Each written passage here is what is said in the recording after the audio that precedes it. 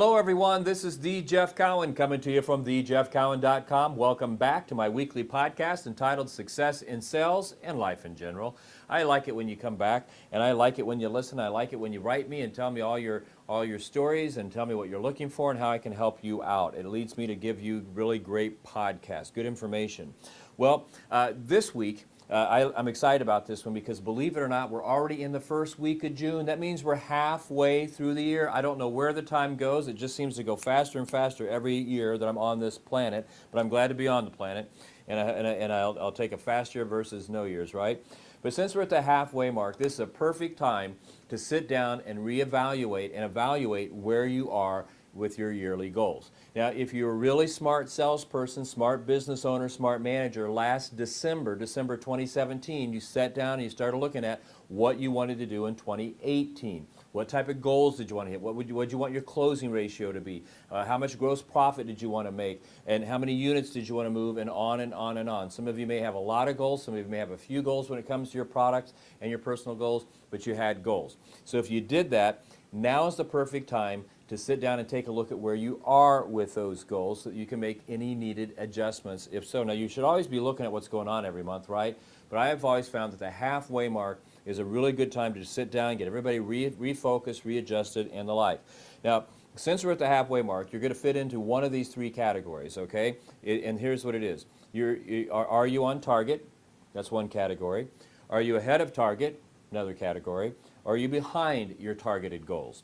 So let's take a look at each one of these, and let me give you some solutions for each one of these, or some things at least to think about and follow for each one of these areas that you may be in. You can't be in two, you can't be in all three, you're in one or the other. Are you on target, ahead of target, or behind? So let's start with number one. Are you on target? Well, if you're on target, congratulations. You know, I mean, your goals are working, your plan is working, you're on target, congratulations. So here's the first thing you want to do. If you're on target, stay on course. Okay? Stay on course.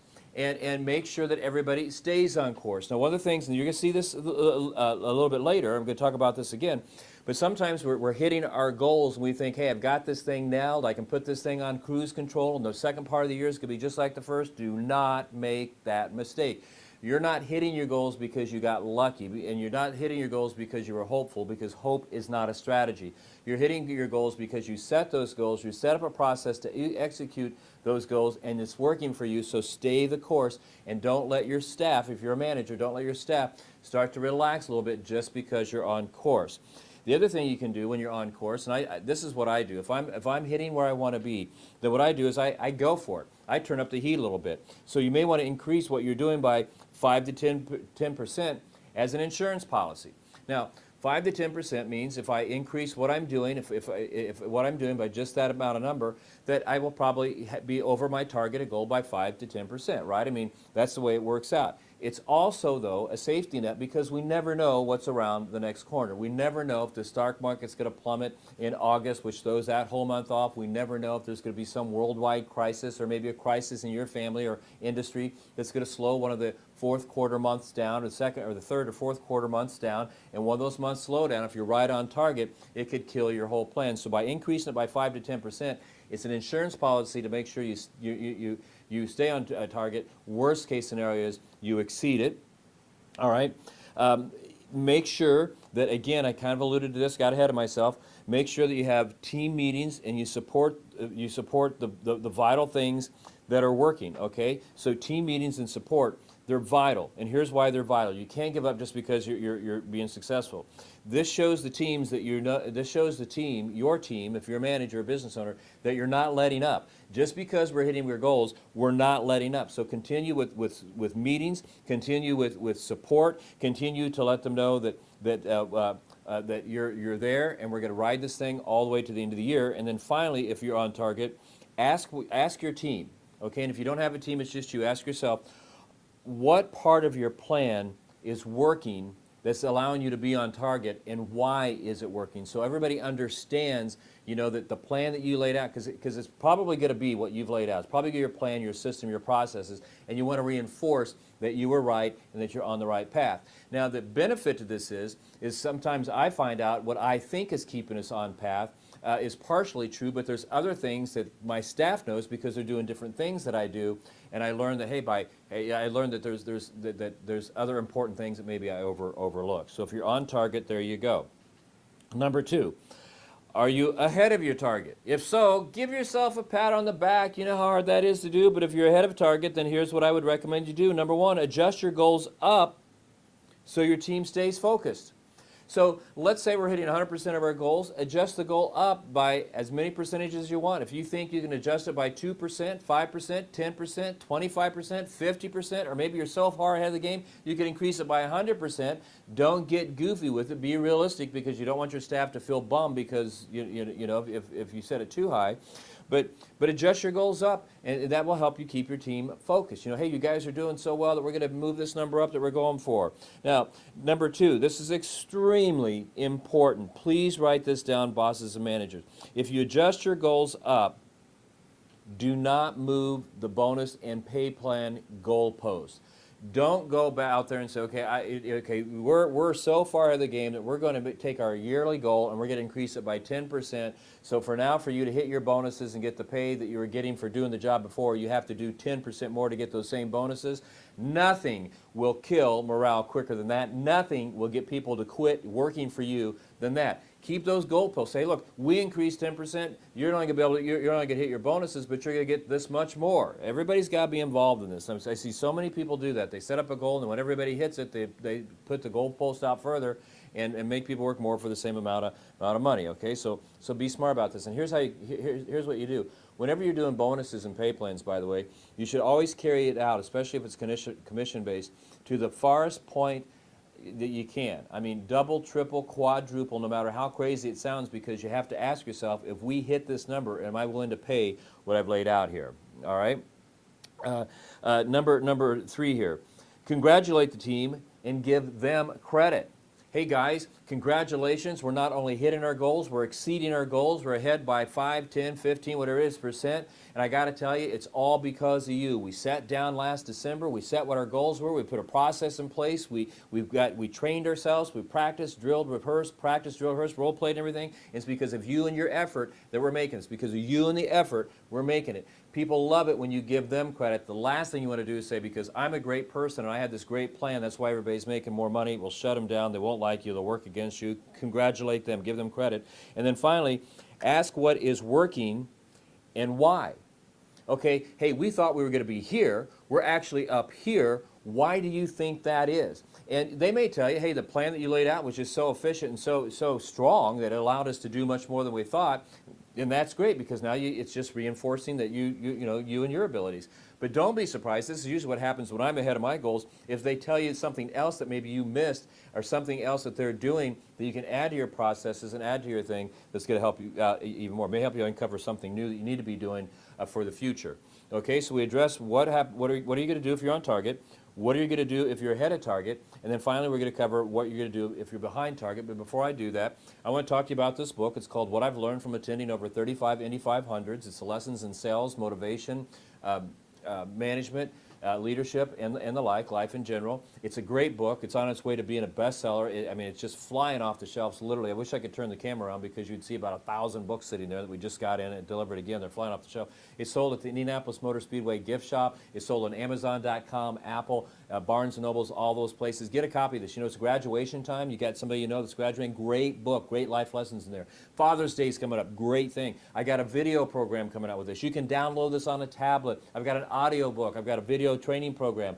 With that, speaking of graduates, if you know somebody that's graduating, maybe they're not going to college or they're not sure where they're going to work, write service, write your own paycheck. Or maybe you're looking for a new career path, maybe something new to sell, write service, write your own paycheck. It's a path to making over $100,000 a year writing service in the automotive business. 20% of the people that do that job make that kind of money. It also has a 10-hour video program you can invest in as well. Great stuff. Go to thejeffcowan.com, thejeffcowan.com, and get yourself hooked up for that stuff today.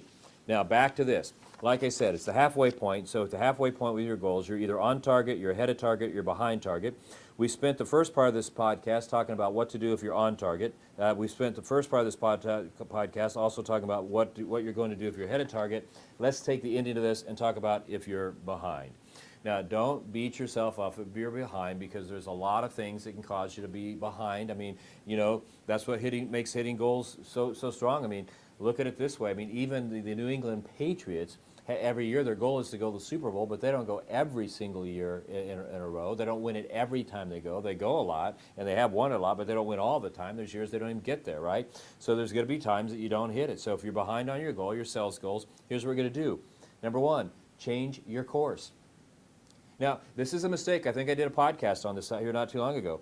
Change your course. Because what happens is people say, well, we're not hitting our goals, so let's keep doing the same thing that's not working, but put more hours into what's not working and work harder on what's not working and see if that changes. If it's not changing, if it's not working, then you need to change something. Working harder is not always necessarily the answer. You might have to change. You probably do have to change your approach or your product or something about it. Number two, adjust down if circumstances are beyond your control. Like I said, when 2008 I had big goals that year. As a matter of fact, all the way up until September, we had one hell of a year going in our training business. I mean, it was unbelievable. And then September came, and that thing stopped. And we knew it was going to last a long time, and so we immediately adjusted our goals down. We got real about it. It didn't mean that we gave up, but we were realistic about it. So if it's beyond your control, like that was, then maybe you adjust your goals down if it's beyond your control, so people can stay focused on what it is you want. 3, stay your course only if the problem can be corrected. So let's say you're not hitting your goals, and you discover why you're not hitting your goals. If you can correct why you're not hitting your goals, then stay the course. But if not, like I said, then you need to change. And then ask what's keeping you from hitting your goals. Okay, ask for what's helping from hitting your goals. Now this is real important. Hey guys, last December we sat down. We had a plan. We got all these goals set up. January started out fine, February was okay, but we started sliding backwards. March, April, and May was just disastrous. What is it that's going on here? Is it the product? Is it us? Is it the process? Is it how we're doing it? What we're doing? What it is? And then based on what they say, take action if their complaints are valid. I mean, take action on it now. And then finally with this, if you're behind, you as the leader, take responsibility for that. And of course, if you're an individual listening to this as a salesperson, take responsibility. If you're not hitting your goals and you're the one that's there with your customer, it's just you and them, then you got to take responsibility in this. You know what I mean? I mean, you take the responsibility, but especially as a leader, if you're behind, don't necessarily blame them, but you take the blame. Hey, look, guys, when we set this up, I really thought we could hit it. I thought we put the process in place. I thought we'd do all these things right. You've given me some great feedback. We're going to make some adjustments, and we're going to knock this thing out of the park. So, halfway point of the year, great time to sit down and do a self-evaluation. This is very brief. I would get as detailed as you want. You can't evaluate yourself too much. You can't look in the mirror too much. You can't be too hard on yourself. My wife's always telling me, you're too hard on yourself, Jeff. Well, if I'm not hard on me, who's going to be hard on me? You know what I mean? I got to take responsibility because we got to get these things done. I'm a team leader. I'm a business owner. I'm responsible for a lot of people's lives, and I cannot let them down. I take responsibility for that. So if you're halfway through the year, you're in one of these 3 categories. You're either on target with your goals, you're ahead of your target, if so, great, or you're behind on your target. So take the steps that I give you for each one of those categories, and let's make this 2018 the absolute best year you've ever had. Hey, my name's The Jeff Cowan, coming to you from thejeffcowan.com. I appreciate you listening. I want you to come back next week because I'm going to have another great message, I promise. But between now and then, I want you to go out and show you as many people as you can your product. I want you to get them excited about your product, so excited about your product that they buy it, and you earn a bunch of commission, and you not only get to live the life that you so deserve, but one that's wildly crazy, unbelievable, like you never thought you could have, because that's what the sales profession will deliver to you. It's what it's delivered to me. And I can tell you this, between now and next week,